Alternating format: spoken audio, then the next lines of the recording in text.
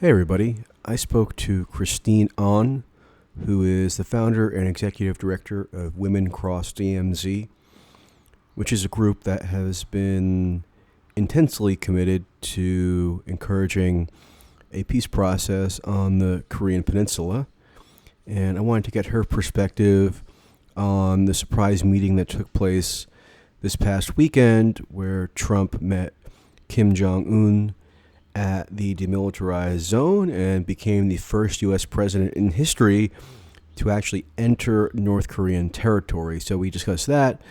We discussed her frustrations with the reactions on the part of Democrats who have been overwhelmingly hostile toward Trump's approach diplomatically with Kim, whereas Christine Ahn is, cautiously optimistic about it and is one of the few notable people in media and activist circles expressing that point of view. So here we go. Okay, hello, Christine Ahn. Hi. I know you've had a busy few days.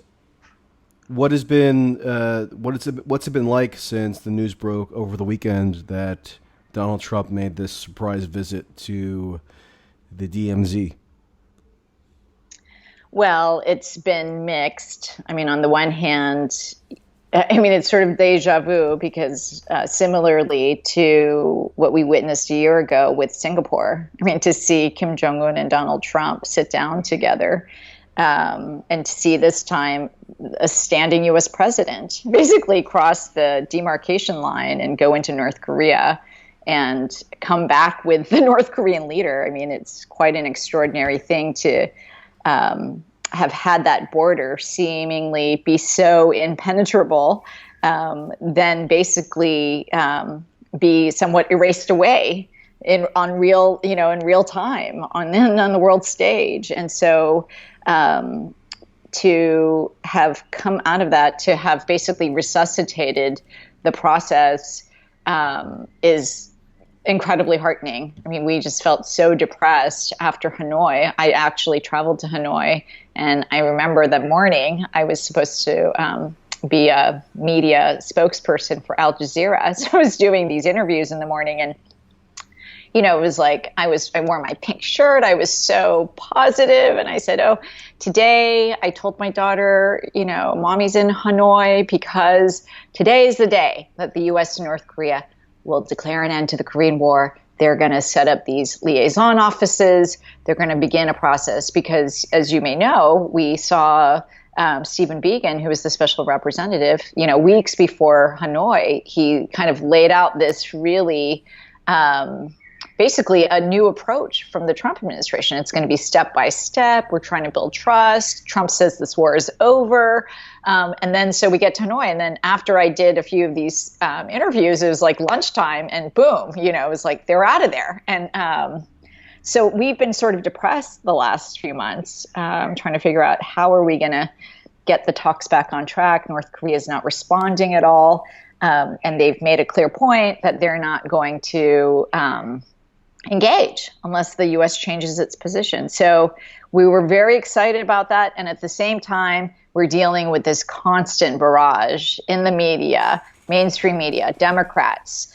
This is just nothing but a photo op. This is BS. And two dictators, doing this, this is not true diplomacy.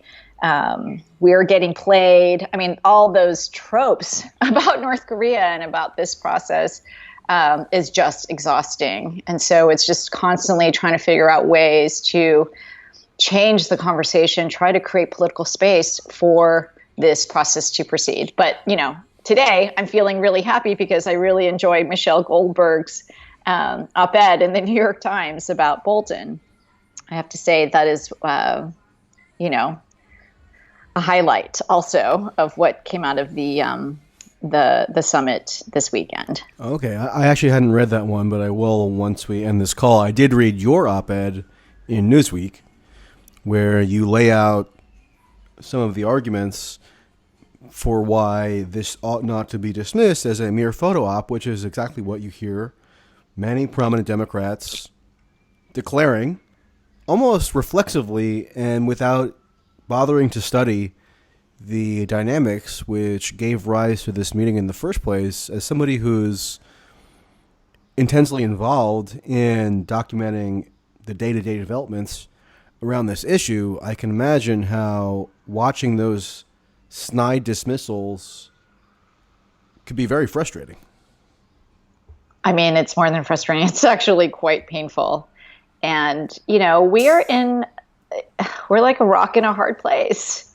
I mean, you have a situation where you have probably the most reviled president on earth be the one that is willing to do what nobody has been willing to do, which is like meet Kim Jong-un and try to get us out of this mess that we've been in for 70 years. And, from Korean and Korean American perspective,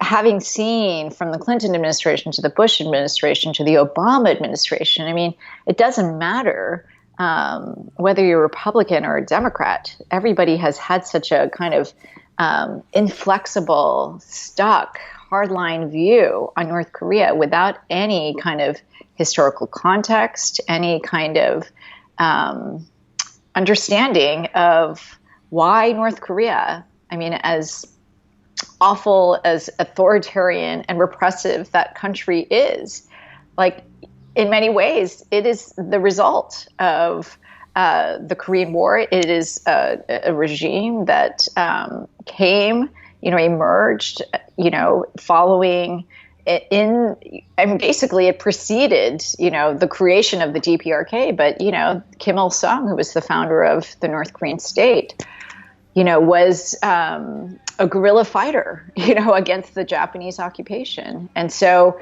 without understanding that long history and, for Americans, they think that the conflict with North Korea began with the nuclear crisis, and it didn't. I mean, we are going back 70 years to a war that never officially ended, to a war that came basically to a ceasefire, stalemate, when the generals and the commanders from the U.S. representing the UN command, which was really the first coalition of the willing, and the commander of North Korea, like sitting down and signing this armistice agreement, which, they promised under, one of the sections, paragraph 60, committing to return within 90 days to negotiate a political settlement, because they viewed that as just a military agreement.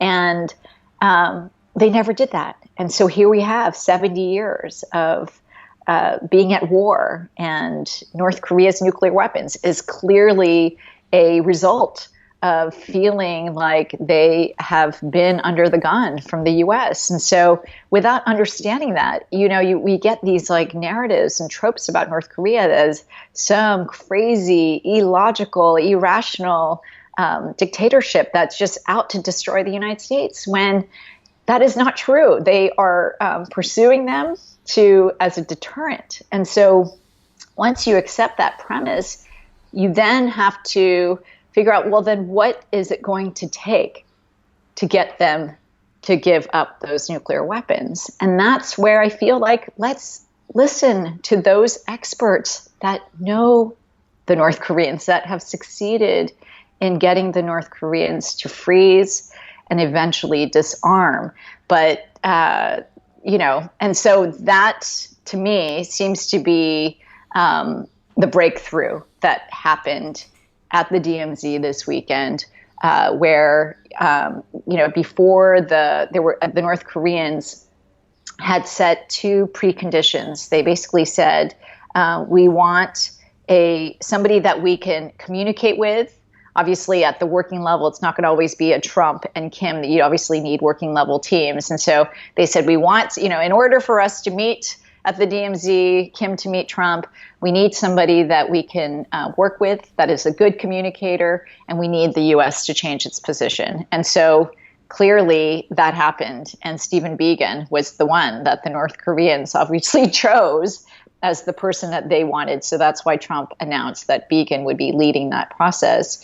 And then clearly, as the New York Times,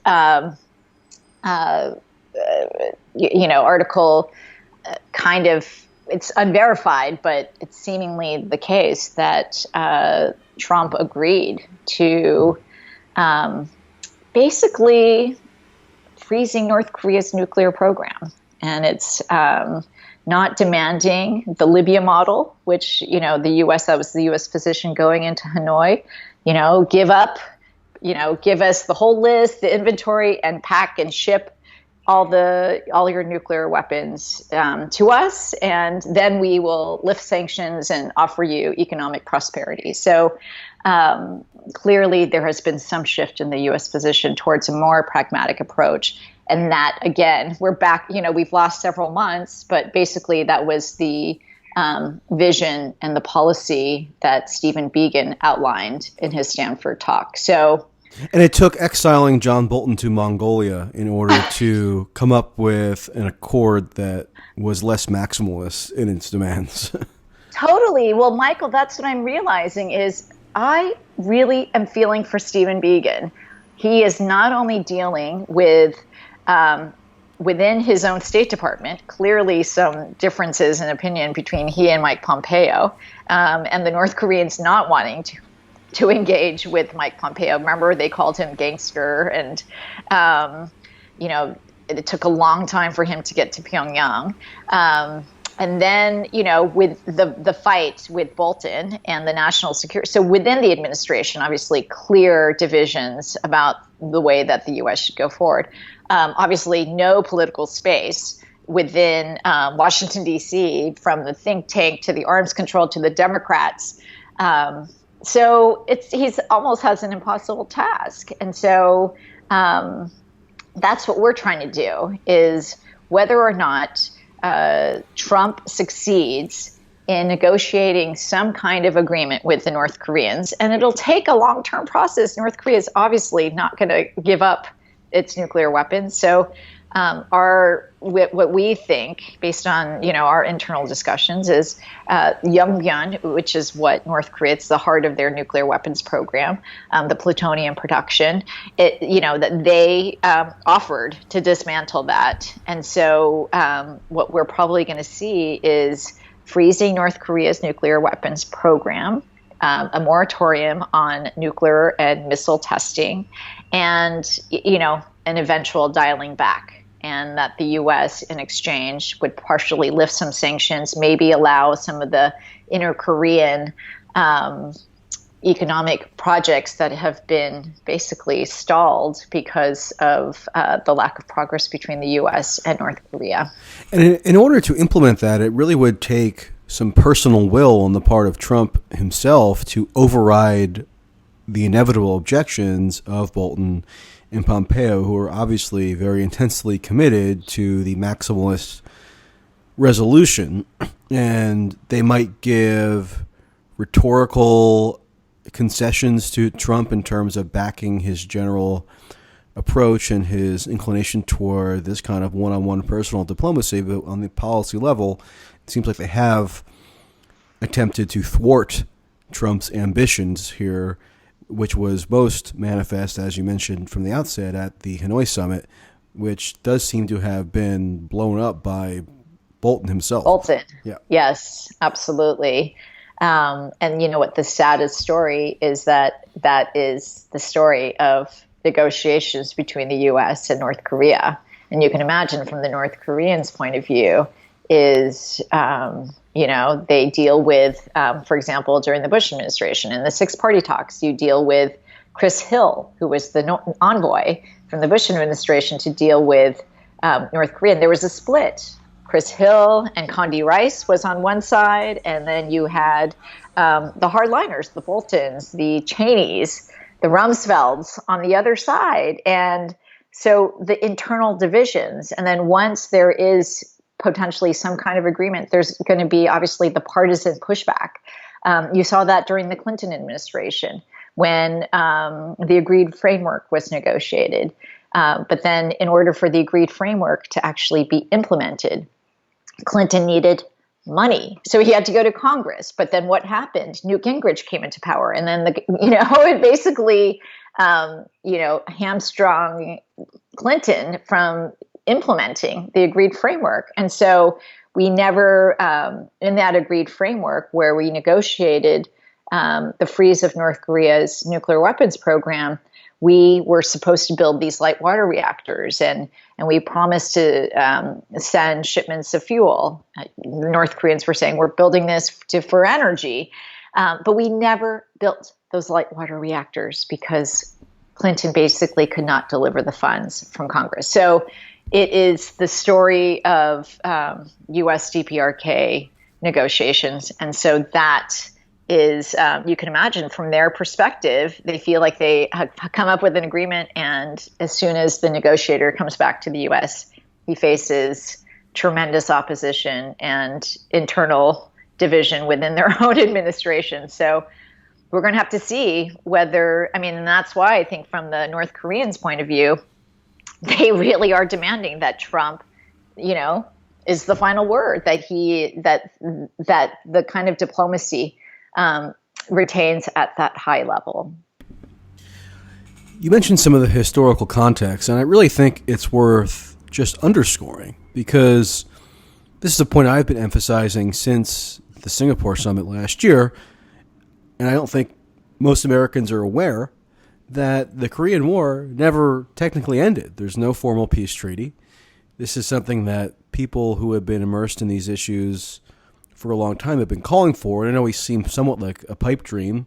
And now we're kind of closer, arguably, than ever to actually attaining something like that, so that the U.S. and North Korea are not combatants in a warlike posture any longer, which has given rise to this constant back and forth having to do with the nuclear testing and missile program. As you mentioned, people think that whatever hostilities exist between the U.S. and North Korea now stems to the nuclear program, but it stems back decades further to the Korean War.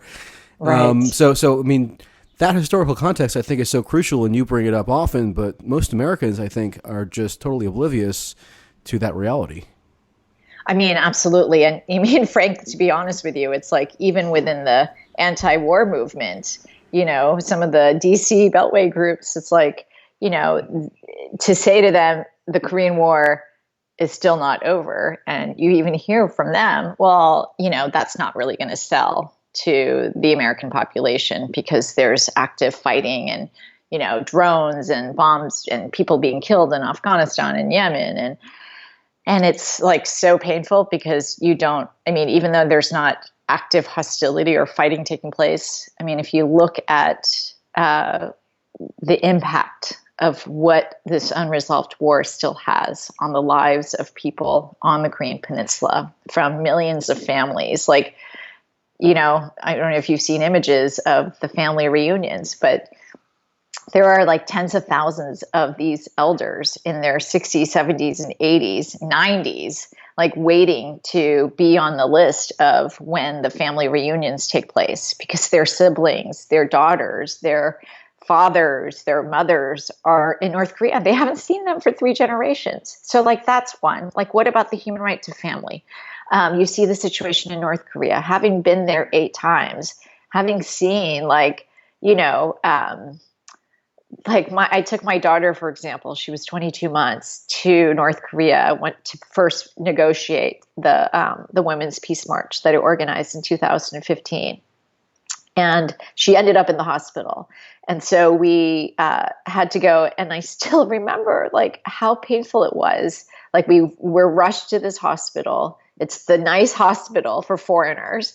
And there's a doctor and a nurse there. They have to sleep there because there's not enough communication and time for them. So they sleep there at the hospital, and they rush us through the corridors, and it's freezing. And they take us to the one room that's heated, which is the doctor's office. And he puts on his stethoscope and he puts it on her back to hear her breathing. And then the lights go off, that's the condition of life in North Korea.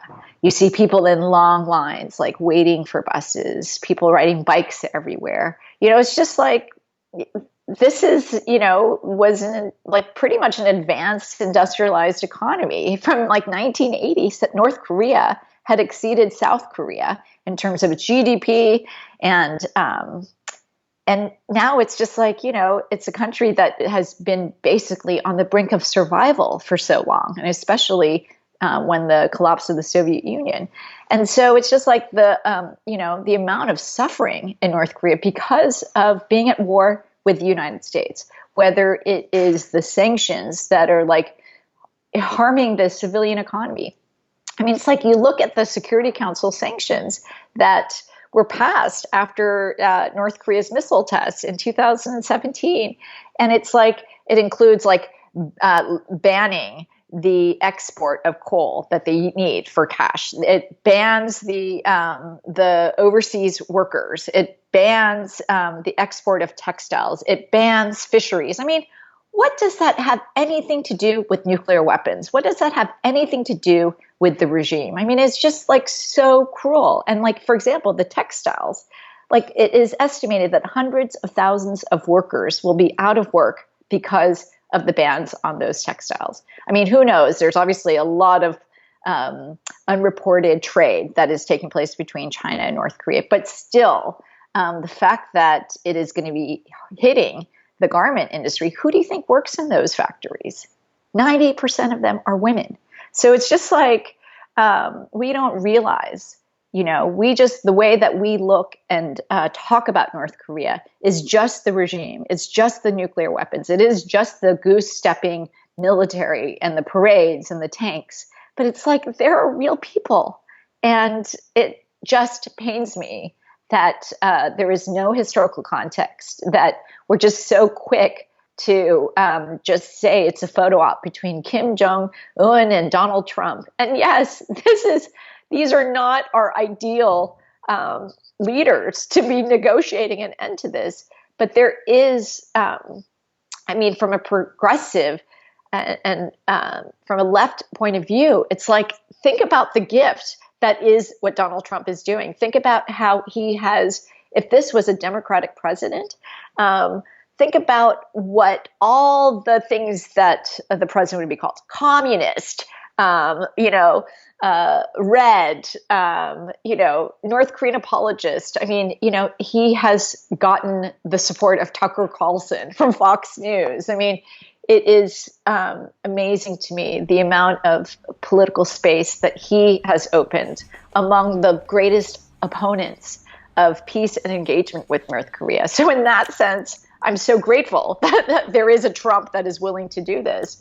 But on the other hand, it's so painful to me to kind of see, as you said, the kind of knee-jerk reaction from the Democrats who are not just slamming this and throwing shade at it, but offering nothing else, but the same old failed policy. If Trump is out of office in 2020, like, we don't want to return back to Obama. What we saw under Obama was not progress. What we saw under Obama was North Korea conducting, 5 of its 6 nuclear tests. It's just, we saw absolutely no progress with the North Koreans. And so, I mean, it's like, I can't impress upon my friends and the American public enough. We are in a historic moment. And I feel like the part that I'm not talking about in this interview is South Korea.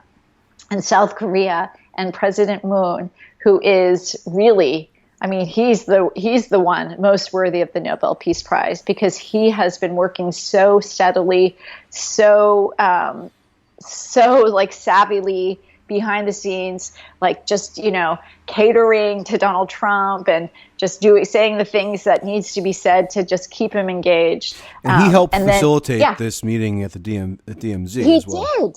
He totally did. I mean, it would not have been possible without South Korea and Moon. And the U.S. media reaction doesn't even incorporate Moon's role at all, it would seem. I mean, Moon was literally there physically watching it take place.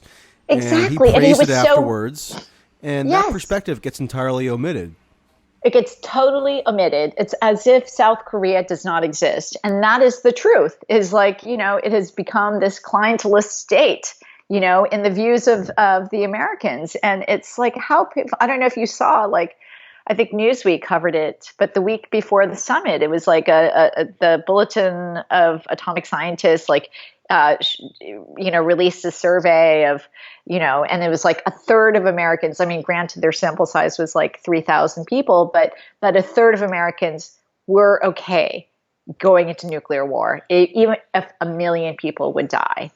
And it's just like, what? Like, who would think that nuclear war with North Korea would just be contained to north of the DMZ? I mean, it would just lead, and we know that it would lead to 25 million people instantly being killed and like 30,000 U.S. troops and their families. But what about the 45 million South Koreans? It's just like, do we not care for their lives? Do we not care that actually South Koreans across the political spectrum are saying, we want this? And it's so offensive. I kind of hesitate to use the word offensive, but it really is on a visceral level offensive that so much of the U.S. commentariat prioritizes their kind of partisan, reflexive hostility to Trump over any consideration of the sentiments of the people who are actually directly implicated in the conflict on the peninsula. I mean, you can't get more myopic and trivial than that. Oh, you nailed it. Do you know how painful it is? And that they have no clue. I mean, I can't even begin to explain to you the true history of U.S. involvement on the Korean Peninsula. I mean, it even goes beyond like indiscriminate U.S. bombing. I mean, we know what the U.S. did to Vietnam, but we did the same thing to Korea. It's like we destroyed 80% of North Korean cities, like totally bombed it to bits. So if you look at archival testimony from the commanders and the generals, like there are no more targets, is what they said a year into the war.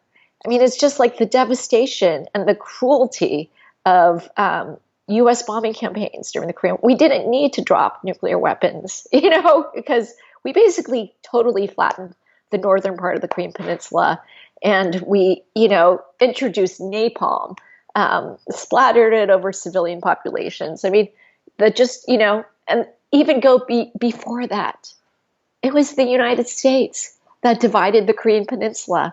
I mean, just like think about along an arbitrary line, right? That was just arbitrary line. Picked at random by U.S. officials. Exactly. Tearing a page out of the National Geographic and drawing it across the 38th parallel. I mean, that is basically the same BS that the Korean people are still dealing with today. And then not only did they do that, but then they put into power this guy, Syngman Rhee, who was living in the U.S. And then he put into power all these Koreans that had collaborated with the Japanese, that were part of the colonial government that colonized Korea.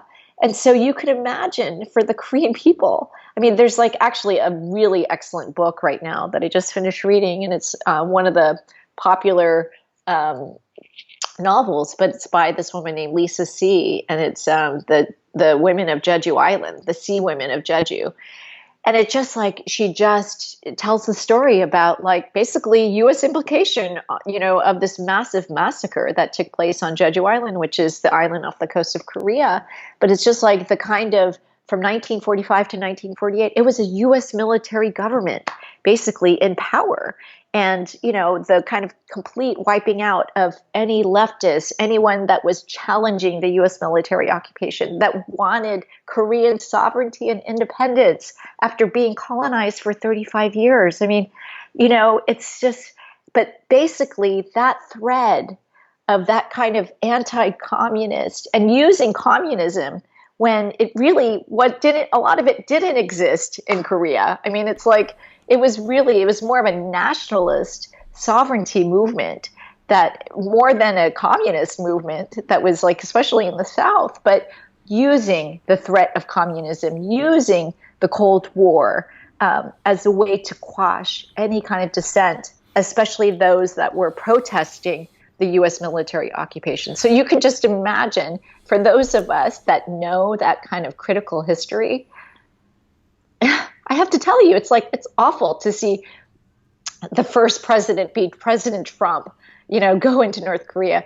But I have to tell you, like my friend Susie Kim, who is in South Korea right now, she was there on the day, and they blasted on, the big screens in Seoul. And she said that it was such an extraordinary thing to see that across the political spectrum, the conservatives to the leftists to the progressives, all basically being united in supporting Trump doing this. And so that's where it's like people, and especially the progressives and the liberals, let's hear what our allies in South Korea are saying.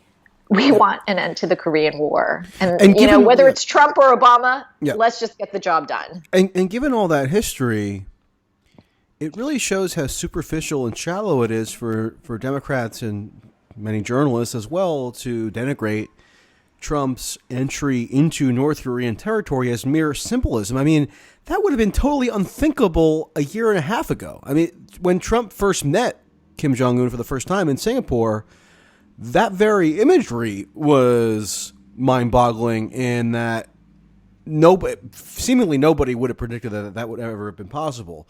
So it's worth kind of stepping back and appreciating the significance historically of that symbolism, even if it is just imagery, and even if there is some theatricality to it that maybe plays into Trump's political instincts as a showman. I mean, so what? If that's what it takes to accomplish this breakthrough, then just accept it for what it is and don't get mired in the kind of tedious day-to-day partisan mudslinging and miss the bigger picture.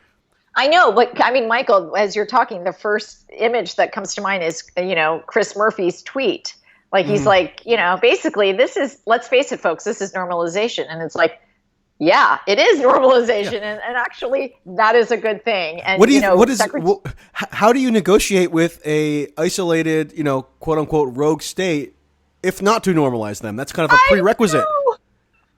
And how do you expect them, having experienced what they did during the Korean War, seeing what we've done to Libya, to Iraq, to Iran, how would you expect them to just say, oh, please take our nuclear weapons? It's been the one thing that has deterred you from doing regime change. And it's like, are you high?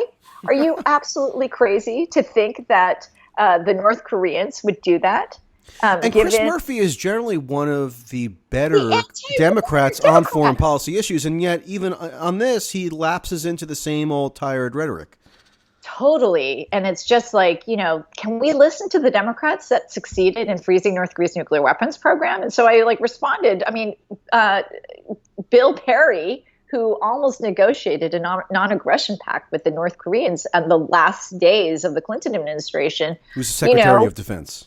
Yes. And he says, if you want denuclearization, you're going to need normalization. The two must go hand in hand. And so it is absolutely nuts to me that the Democrats are taking this position, because if they take the White House in 2020, they are going to look like total asses. Excuse me. But it's just like, how obscene that we are not. Yes, Trump is wrong on almost everything. He has been right on Korea.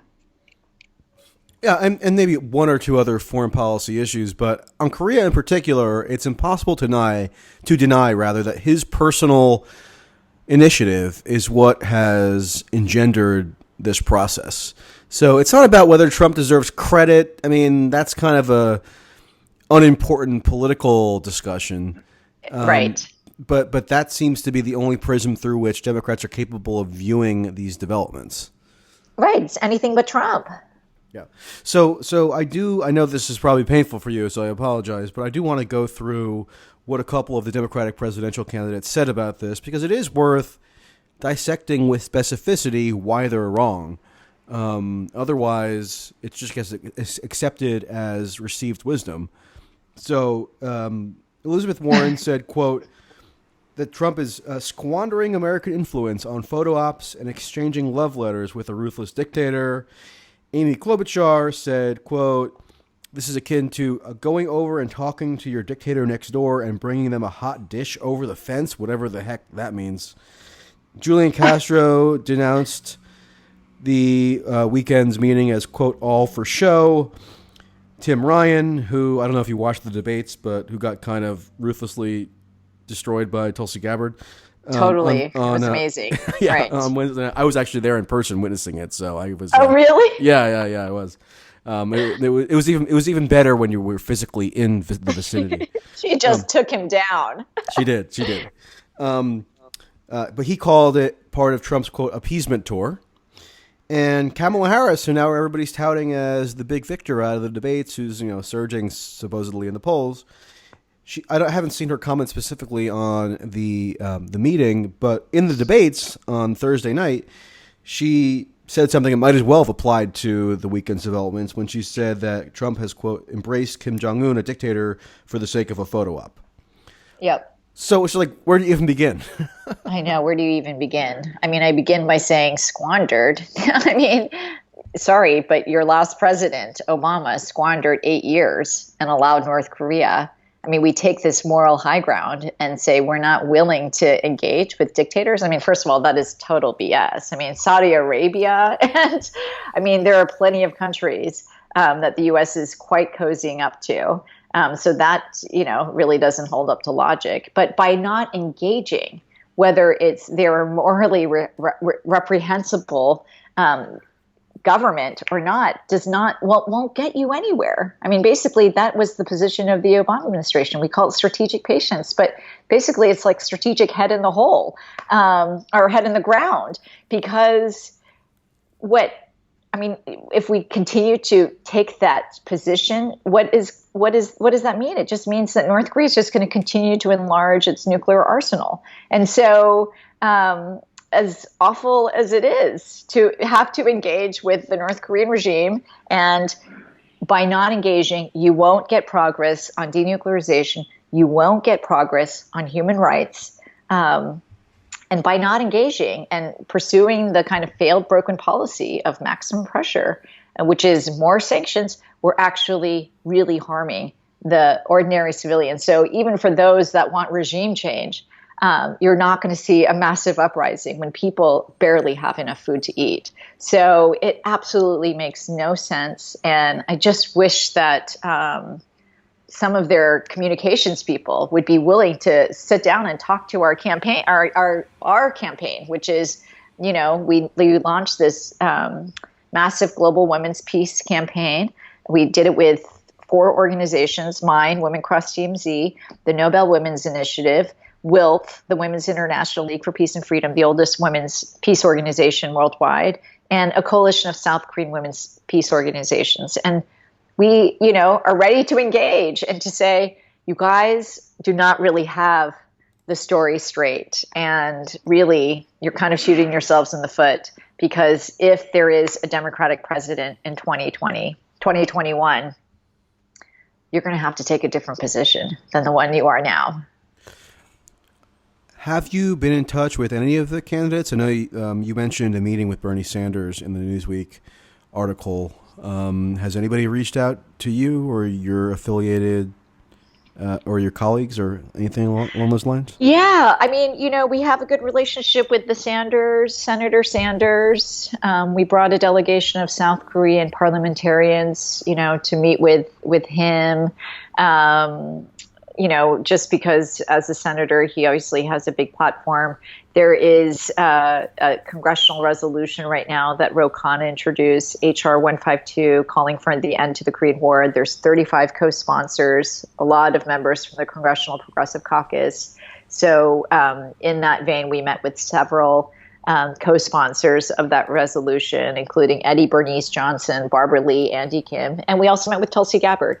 And, frankly, Sanders and Gabbard have the best position on Korea. But that's because they have the best position on U.S. foreign policy, which is we have to end the U.S. policy of endless wars. Yeah, the some of the argumentation that you lay out in the Newsweek piece reminds me of what you often hear Tulsi talk about, which is that the overall policy of U.S. regime change throughout the world, whether now if it's in Venezuela or Iran, kind of inextricably impacts the calculations that North Korea makes in terms of how they deal with U.S. power. So the criticism that Tulsi will level about the North Korean negotiations isn't from this kind of like knee-jerk hawkish standpoint. It's that you have to have a more holistic approach. Otherwise, these leaders that you attempt to deal with over the world are going to look at what happened in Libya with the quote-unquote Bolton model, or they're going to look at what's going on now with Iran, and maybe they're going to bristle at further engagement with the U.S. because they could reasonably assume that it's not in good faith. Absolutely. Which is why it's so absurd to see tweets like Chris Murphy's about this is normalization. Well, that's where we're going to need to get to, folks, if we're going to get North Korea to give up their nuclear weapons. Yeah.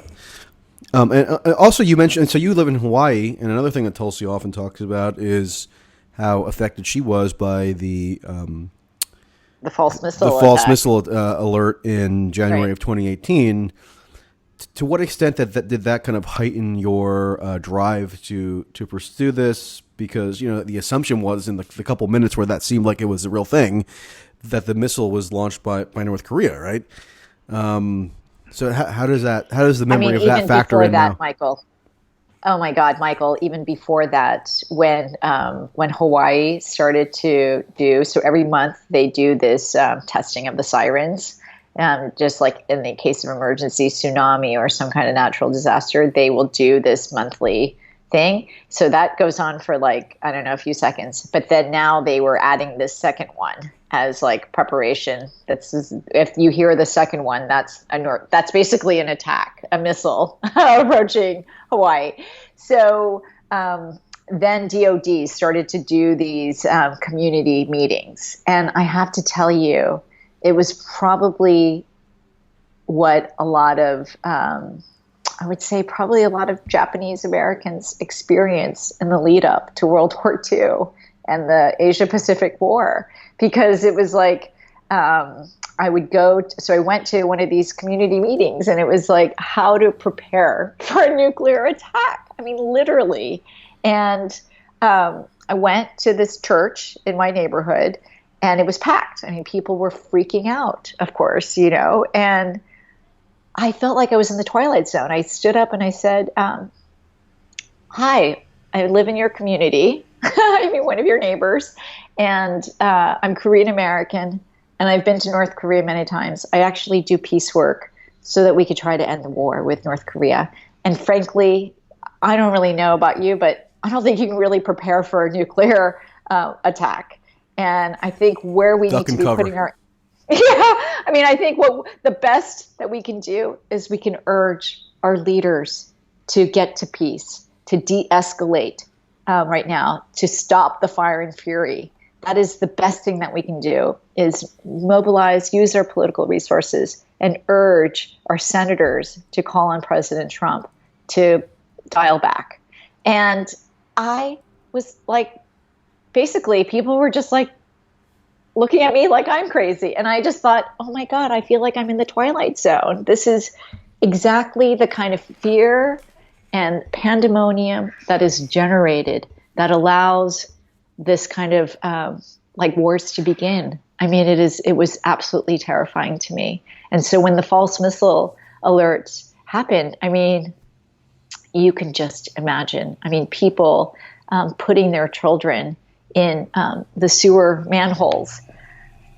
I mean, it is absolutely insane that that kind of fear can take over and totally distort and, just make people's logic totally illogical. And so, and it's so sad because I actually went to go sit. So Tulsi Gabbard is one of the co-sponsors of this congressional resolution calling for the end of the Korean War. And I went to go sit down with the other, because Hawaii has two representatives, and the other is this guy, Ed Case. And I just could not believe he is just like same of those, blue dog Democrats. And they just have this Cold War, stale view of the Korean Peninsula and North Korea. And I don't know, I could use all of your help, Michael, to help. Well, I mean, just to be clear, I mean, Elizabeth Warren and Kamala Harris are not generally regarded as blue dog Democrats, and yet they take that same line now. So there's also an issue with the quote unquote progressives. Totally. I know. And that's where I think that we need as much help as we can. I think that the way that North Korea has been so vilified in the media and a real effort. I mean, Tim Schrock writes a lot about this, but, the National Endowment for Democracy funding a lot of, right-wing defector groups, a lot of them, evangelicals. I mean, you see the strange alliance, like those that oppose Trump, engaging with Kim Jong-un, in South Korea, or even, in the United States, are those that are, in the Korean American community, they are the most rabid right wing. So it's like, does not line up at all. It's like you see this kind of interesting coalition emerging of some of the traditional conservatives with the progressives in South Korea, but largely it's progressives and liberals. I mean, Moon Jae-in is a liberal himself, being pro-peace, pro-engagement, like 80%. I think, at the start of when Moon Jae-in first met Kim Jong-un at Panmunjom about a year ago, 80% of South Koreans were totally in support of him. I mean, he had like record ratings of support. A lot of that has diminished now because of the economy, but overwhelmingly, the South Korean people want peace and engagement with North Korea. And I think that has got to be the message that we need to get across to these presidential candidates. By them taking this hardline stance, by doing anything but Trump, they're really diminishing the historic opportunity that we have before us, which is the three leaders, Trump, Moon, and Kim. They want to end this Korean War. And we have to put our partisan politics aside and support this and the wishes of the Korean people. Yeah. And I know you have to go in a minute, but in your Newsweek item, you relay some of the conversations you've had with senior Trump administration officials. One said the Gale winds of the 2020 election will make a diplomatic breakthrough impossible. What more can you say about those discussions? Can you say who exactly you spoke to, or what? Can you add anything there? I mean, it was Stephen Biegun. Okay, that's what I thought, but I didn't want to be presumptuous. It's no secret because I tweeted a photo of our meeting with Moon Chung-in's, President Moon's senior advisor on North Korea, and our meeting with Stephen Biegun. I mean, these are good guys. They're really trying to get us into a path, get us on diplomatic track to come to some agreement. But it has, and they're very pragmatic. They recognize it's going to be a step-by-step approach, but you need to do that in order to build trust, that has basically not existed because of 70 years of war. And so, President Trump may have said, this thing is going to take time. I think that he's right about that in terms of the process of denuclearization, but in terms of trying to get an agreement into place, I do think that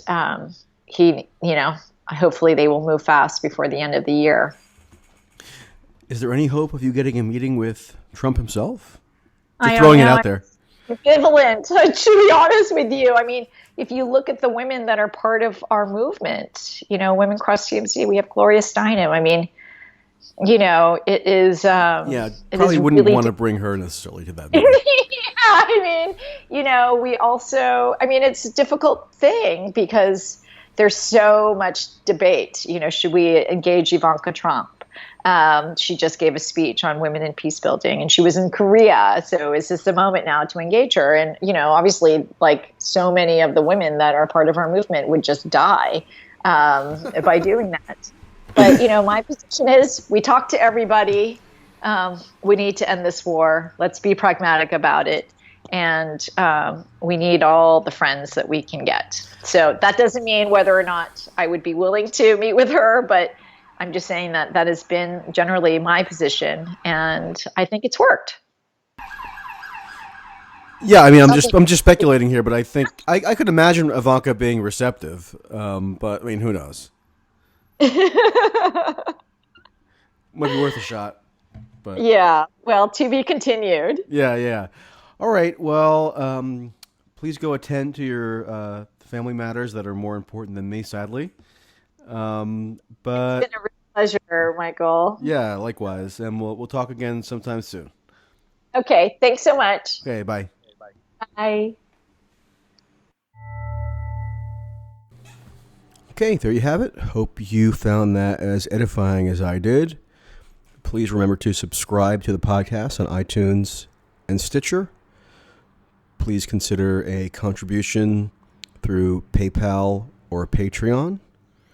And subscribe on YouTube where I post additional items frequently. Okay, talk to you later.